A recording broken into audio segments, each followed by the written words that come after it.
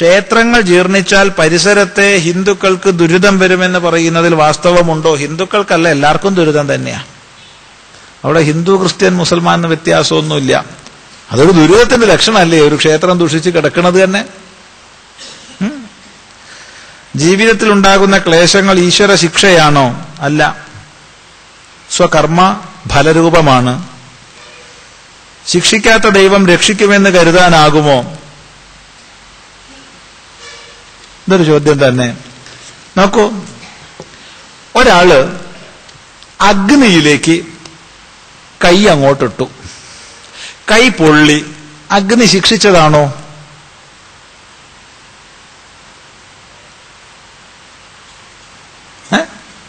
എന്നാ നിങ്ങളുടെ അഭിപ്രായം? 2, ഒരാള് തണുത്ത് വിറച്ചിരിക്കുകയാണ്, പല്ല് കൂട്ടിയിടിക്കുന്നു. ആ സമയത്താണ് ദൂരെ ഒരു സ്ഥലത്ത് അഗ്നി ജ്വലിക്കുന്നത് കണ്ടു. അതിനടുത്ത് പോയാൽ കുറച്ച് തണുപ്പകലുമല്ലോ എന്ന് വിചാരിച്ചിട്ട് അയാൾ പതുക്കെ പതുക്കെ പതുക്കെ നടന്ന് അതിന്റെ അടുത്തെത്തി. ഒരു നിശ്ചിത ദൂരത്തിലെത്തിയപ്പോ നല്ലൊരു സുഖം, തണുപ്പ് തീരെ പോയി. അനുഗ്രഹിച്ചു അഗ്നി. അയാളുടെ തണുപ്പൊക്കെ അഗ്നി എടുത്തിട്ട് അഗ്നി അയാളെ രക്ഷിച്ചുവോ? രണ്ടുമില്ല. അഗ്നി ശിക്ഷിച്ചിട്ടുമില്ല, രക്ഷിച്ചിട്ടുമില്ല.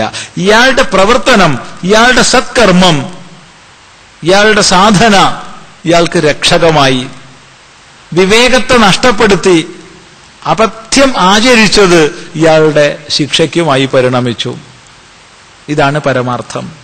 അതുകൊണ്ട് ശിക്ഷിക്കാത്ത ദൈവം രക്ഷിക്കുകയില്ല, ശിക്ഷിക്കണ ദൈവം രക്ഷിക്കുകയും ചെയ്യും.